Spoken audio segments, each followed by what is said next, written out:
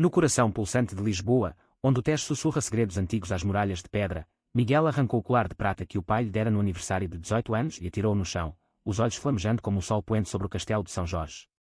Você não é mais meu filho? Rosnara o velho Armando, a voz ecoando pela sala de jantar da vinícola familiar como um trovão que abalava as raízes centenárias das videiras. Naquele instante, o mundo de Miguel desabou, e ele jurou nunca mais pisar naquela terra que o rejeitara por amar um homem. Mas o destino, traiçoeiro como as curvas do rio, tinha outros planos. Miguel Correia, com 22 anos recém-completados, sentia o ar rarefeito na garganta enquanto saía correndo da casa solarenga em Sintra, as lágrimas ardendo como vinho azedo. A família Correia era sinônimo de tradição em Portugal. A vinícola do Val encantava turistas com seus rótulos premiados, vinhos que contavam histórias de gerações enraizadas no solo fértil do Douro, mas transplantadas para as colinas verdes de Sintra por Armando, o patriarca implacável. Miguel crescera entre barricas de carvalho e o aroma terroso de uvas maduras, sonhando em expandir o império do pai para além das fronteiras lusitanas.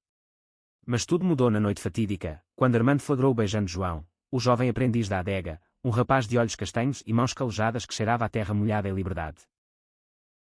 O confronto fora brutal. Armando, com sua postura ereta de 70 anos e bigode grisalho que escondia uma boca sempre pronta para julgar, batera na mesa de mogno com o punho cerrado. Isso é uma abominação. Como ousa manchar o nome dos Correia com essa depravação? Suas palavras cortavam mais fundo que qualquer navalha, e quando as velhas doutrinas da Igreja que ainda premiavam as veias conservadoras de Portugal, mesmo após décadas de avanços. A mãe de Miguel, Isabel, uma mulher de cabelos prateados e coração mole como o queijo de serpa, tentara intervir, as mãos trêmulas sobre o crucifixo no peito. Armando, ele é nosso sangue, nosso menino. Mas o pai a silenciara com um olhar gélido, e Miguel, o primogênito destinado a herdar tudo, virá-se reduzido a um estranho na própria casa. João, o amante secreto, esperava do lado de fora, encostado em uma oliveira centenária, o rosto pálido sob a lua cheia. Vem comigo, Miguel. Lisboa nos espera. Lá, ninguém nos julgará. Eles fugiram naquela noite, pegando um trem noturno para a capital, deixando para trás não só a vinícola, mas um pedaço da alma de Miguel. Nos anos que se seguiram, a dor se transformou em fúria, e a fúria, em ambição. Miguel jurou provar ao mundo, e ao pai, que o amor que o definia não era fraqueza, mas a força que o ergueria das cinzas. Em Lisboa, a cidade das sete colinas, Miguel e João encontraram refúgio no bairro Alto, onde as ruas estreitas pulsavam com a vida noturna tolerante e vibrante. João, com sua herança alentejana e sotaque rouco, arranjara trabalho como barman em um café escondido, servindo ginginha em copos de chocolate enquanto sussurrava planos de futuro. Miguel, com sua formação em Enologia da Universidade de Lisboa, que ele completara em segredo antes do escândalo, começou como consultor freelance para pequenas adegas.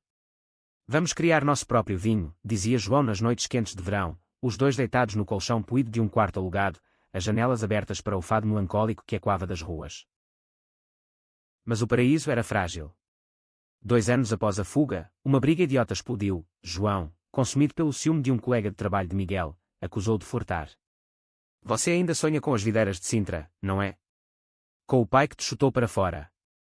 As palavras feriram como espinhos de roseira selvagem. Miguel, exausto de esconder sua dor, rebateu, e você? Sempre reclamando do seu passado pobre, como se eu fosse o vilão por querer mais. Eles se separaram naquela madrugada chuvosa, João voltando para o Alentejo, deixando Miguel sozinho com uma garrafa de vinho tinto e um coração em frangalhos. A solidão o endureceu. Miguel mergulhou no trabalho, viajando por Portugal e Espanha, aprimorando seu paladar e sua visão.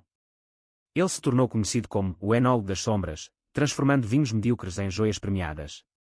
Em uma feira em Porto, conheceu Sofia, uma designer lésbica de cabelos curtos e tatuagens que contavam histórias de luta contra a ditadura salazarista de sua avó. Você tem olhos de quem perdeu uma batalha, mas ganhou uma guerra, disse ela, brindando com um copo de Porto Tawny. Sofia se tornou sua confidente, sua âncora em um mar de relacionamentos casuais que nunca preenchiam o vazio deixado por João. Enquanto isso, na vinícola do Val, o império de Armando começava a ruir. O patriarca, obcecado por tradições, recusava-se a modernizar, nada de marketing digital, nada de vinhos orgânicos para o público jovem. Os concorrentes, como a nova adega de um primo ambicioso em Coimbra, devoravam o mercado. Isabel, sozinha em sua dor, escrevia cartas para Miguel que nunca enviava, lágrimas manchando o papel. Seu pai está mudando, filho. A solidão o corrói como um mofo nas barricas. Mas Miguel, agora com 28 anos, ignorava os sussurros do passado, focado em seu estúdio em Lisboa, onde planejava lançar sua própria linha de vinhos, raízes esquecidas, um rótulo que homenageava amores perdidos e identidades renegadas. O primeiro golpe veio em uma manhã de outono, quando Miguel recebeu uma ligação de Sofia. Lembra do teu ex? João está de volta a Lisboa. Trabalhando em um restaurante chique no Chiado. E ele perguntou por ti. O coração de Miguel parou. Ele correu pelas ruas íngremes, o vento salgado do Tejo chicoteando seu rosto, até encontrar João atrás do balcão, mais maduro, com rugas suaves ao redor dos olhos que outrora o hipnotizavam. Miguel, murmurou João, a voz trêmula como uma corda de viola afinada. Eu errei. Voltei para consertar o que quebrei. Eles conversaram por horas, o tempo dissolvendo-se como açúcar no vinho doce. João contara de sua vida no Sul, um casamento fracassado com uma mulher para agradar a família, uma depressão que o levara de volta à capital em busca de redenção. Eu te amava, mas o medo me cegou. Agora, só quero saber se ainda há espaço para nós. Miguel, dividido entre o rancor e o desejo, hesitou. Mas naquela noite, sob as luzes tremulosentes da ponte 25 de Abril, eles se beijaram novamente, um beijo que selava não só o passado, mas um futuro incerto, entremeado por sombras familiares. A reconciliação era frágil, como uma rolha recém-extraída. Miguel e João mudaram-se para um apartamento modesto em Alfama, onde o fado se infiltrava pelas janelas como um lamento persistente. João cozinhava pratos alentejanos, e Miguel experimentava blends inovadores, misturando castas antigas com toques modernos de ervas silvestres. Sofia, agora sócia no negócio, ria das noites em que eles discutiam rótulos até o amanhecer. Vocês dois são como um vinho envelhecido, azedo no início, mas com final surpreendente. Porém, o passado não dormia. Em uma viagem a Évora para uma degustação, Miguel recebeu uma carta de Isabel, finalmente enviada por um mensageiro anónimo. Seu pai adoeceu. Câncer. A vinícola está à beira da falência. Volte, por favor. Ele nunca disse, mas sente sua falta. O mundo girou. Miguel, que passara anos construindo muralhas, sentiu-as rachar. João, ao seu lado, apertou sua mão. Vai. Enfrenta o dragão. Eu te espero aqui. De volta a Sintra, a mansão parecia um fantasma, era engolindo as paredes, as videiras negligenciadas cobertas de poeira. Armando, agora uma casca do homem vigoroso, jazia em uma cama de docel, os olhos fundos como poços secos. Você veio me ver morrer, grunhiu ele, a voz rouca. Miguel engoliu o orgulho. Não, pai. Vim salvar o que resta. Eles falaram pela primeira vez em anos, não de amor, mas de negócios. Armando admitiu seus erros, a teimosia que cegara sua visão, o medo de perder o legado que o levara a rejeitar o filho. Eu pensava que o sangue Correia era puro como o vinho. Mas você. Você é o melhor de nós. A trégua era tênue. Enquanto Miguel injetava vida na vinícola, contratando experts, lançando uma linha LGBTQ+, friendly com rótulos coloridos e histórias de inclusão, rumores se espalhavam pela vila conservadora. O filho desviado voltou para roubar tudo, sussurravam os vizinhos nas missas dominicais. E pior, o primo de Coimbra, Vasco, tramava nos bastidores, falsificando documentos para reivindicar parte da herança. Uma noite, Miguel descobriu e-mails comprometedores no escritório do pai, provando a traição. Ele quer destruir-nos, disse a Isabel, que chorava em silêncio. João, sentindo a tensão, viajou de Lisboa para apoiar. Mas o reencontro com Armando reacendeu velhas chamas. O patriarca, ainda lutando contra seus demónios internos, confrontou João em particular. Você levou meu filho embora. Agora, o que quer? Dinheiro. João, com dignidade alentejana, rebateu, eu o amo, senhor. E isso é mais do que você jamais deu a ele. A discussão escalou, e Armando sofreu um colapso, forçando Miguel a escolher, família ou amor. A crise atingiu o ápice em uma tempestade de inverno que açoitou Sintra como a ira dos deuses antigos. Miguel, encharcado e exausto, correu para o hospital em Lisboa, onde Armando lutava pela vida em uma UTI iluminada por luzes frias e impiedosas. Isabel, ao seu lado, segurava a mão do marido com uma devoção que transcendia o julgamento. Ele te ama, Miguel.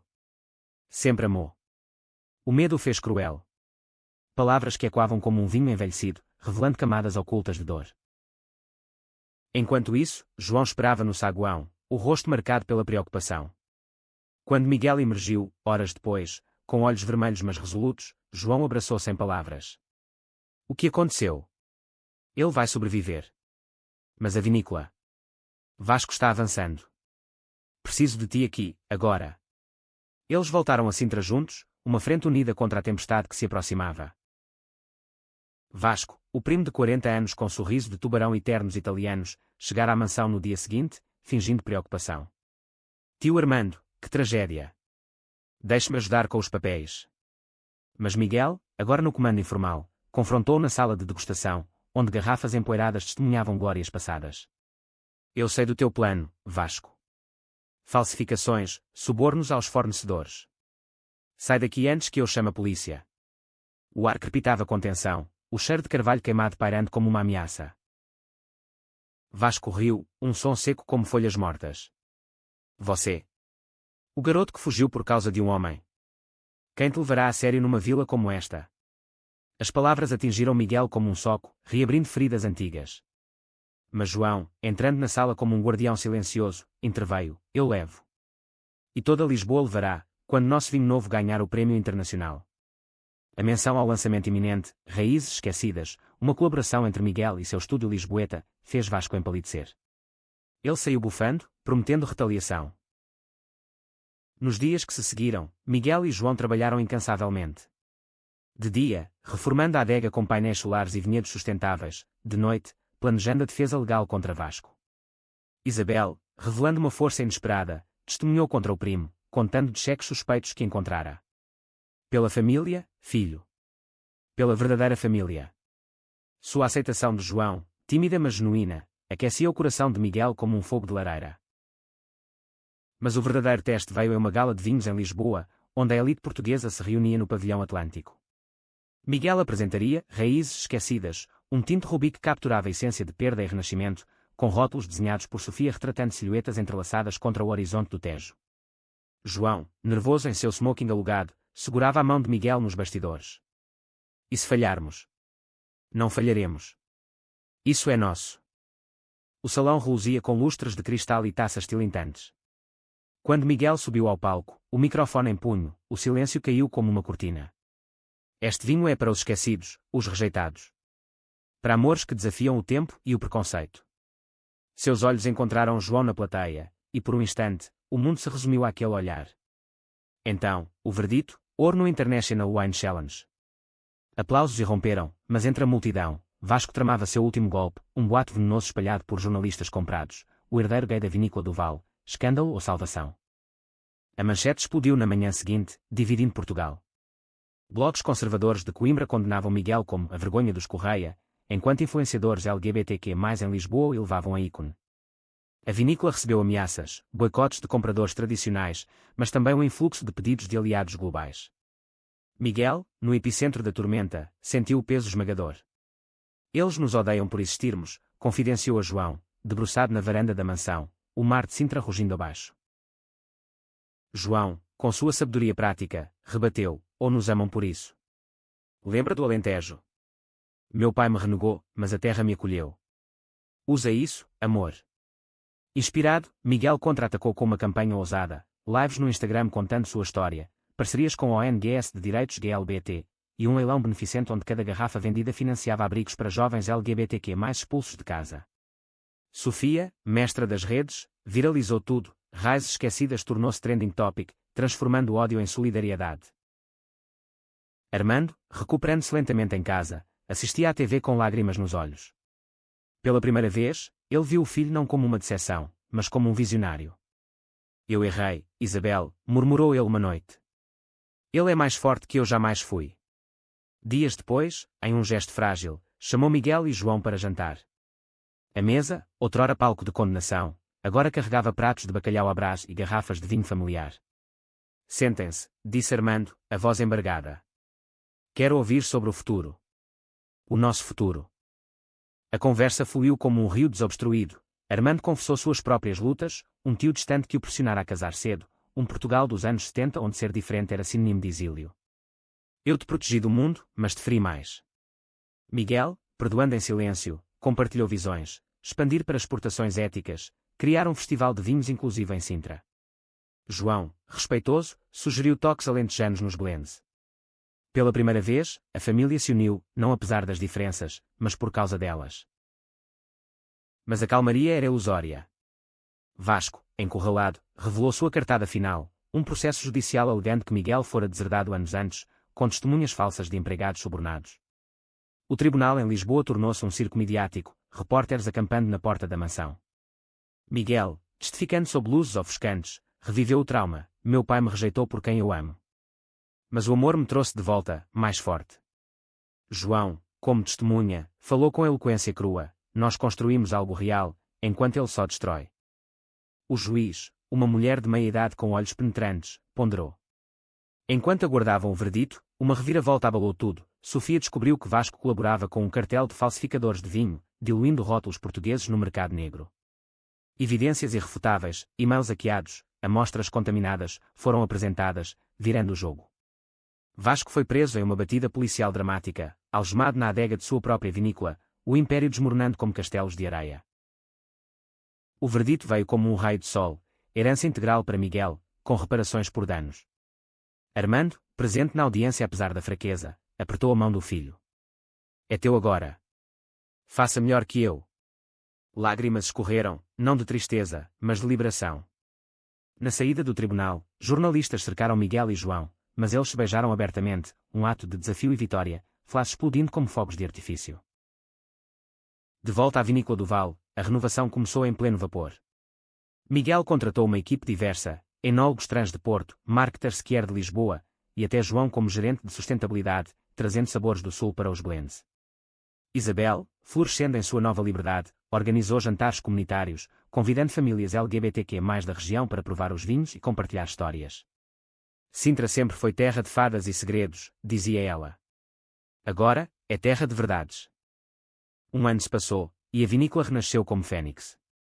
Raízes esquecidas, conquistou prémios em Bordeaux, financiando bolsas para jovens enólogos marginais. Armando, em remissão, caminhava pelas videiras com um cajado, orgulhoso ao ver netos imaginários, talvez adotados um dia, correndo entre as fileiras. Ele e Miguel trocaram poucas palavras profundas, mas o silêncio era eloquente, tecido com fios de arrependimento e aceitação. João e Miguel, agora noivos em uma cerimônia discreta no Mirador da Lua em Sintra, planejavam o futuro. Casamo-nos aqui, onde tudo começou e terminou, sussurrou João sob as estrelas. Sofia, madrinha autodeclarada, brindou, pelo amor que vence o ódio. Saúde. Mas o destino, sempre caprichoso, reservava uma surpresa final. Em uma manhã de primavera, enquanto inspecionavam uma nova plantação de uvas resistentes ao clima, Miguel recebeu uma carta anônima: seu verdadeiro avô não era quem você pensa. Venha a Évora. Assinada por um nome desconhecido, tia-avó Rosa. Intrigado, eles viajaram ao Alentejo, onde Rosa, uma senhora de 90 anos com olhos idênticos aos de Miguel, esperava em uma casa de paredes brancas. Seu pai, Armando, não era filho biológico do velho Correia. Eu fui amante dele, e Armando. Ele era como você. Gay. Escondido por décadas. A revelação explodiu como uma rolha de champanhe. Fotos amareladas mostravam Armando jovem, abraçado a um marinheiro em Lisboa dos anos 50, antes da repressão o forçar ao armário. Miguel confrontou o pai por telefone, voz trêmula. Por que não me disse? Armando, do outro lado, confessou: eu te rejeitei porque vi em ti o que odiava em mim. O medo. Mas você me libertou. Eles choraram juntos, quilômetros de distância dissolvendo-se em compreensão. A descoberta reescreveu a história da família. Miguel integrou elementos da linhagem alentejana nos vinhos, um novo rótulo, segredos enterrados, homenageando amores silenciados. Rosa tornou-se parte da família, visitando Sintra com histórias que inspiravam podcasts, o ícone áudio no site da vinícola narrando fados pessoais de resiliência. Conflitos menores persistiam, vizinhos conservadores boicotavam, mas o apoio global crescia, com celebridades como o ator português abertamente gay promovendo o vinho em Hollywood. João, lidando com sua própria família relutante, encontrou paz ao ver seu pai, viúvo, comparecer ao casamento civil em Lisboa. Você venceu o mundo, filho, disse o velho alentejano, apertando a mão de Miguel. O casamento foi um triunfo, sob o céu azul do Tejo, com Sofia oficiando e Isabel chorando de alegria. Eles trocaram votos que ecoavam o que inicial, de rejeição à redenção. Eu te escolho todos os dias, apesar das tempestades, jurou Miguel. João respondeu: e eu te trago a calmaria. Meses depois, a vinícola hospedou o primeiro festival das raízes diversas, atraindo milhares. Armando, em cadeira de rodas mas radiante, discursou: eu desprezei meu sangue por medo. Hoje, celebro por coragem. O público aplaudiu, e Miguel, ao lado de João, sentiu o ciclo completo. Anos fluíram como o Douro. A empresa prosperou, expandindo para hotéis boutique em Sintra, onde casais LGBTQ+ encontravam refúgio. Miguel e João adotaram 2 meninos, órfãos de famílias intolerantes, criando um lar cheio de risos e lições de aceitação. Armando faleceu pacificamente aos 80, deixando uma carta: "Você assumiu mais que a empresa. Assumiu meu coração." No enterro, sob chuvas suaves, Miguel ergueu uma taça. "Pelo pai que nos ensinou a perdoar." E assim, em Portugal, onde o passado dança com o presente, o amor provou ser o vinho mais duradouro.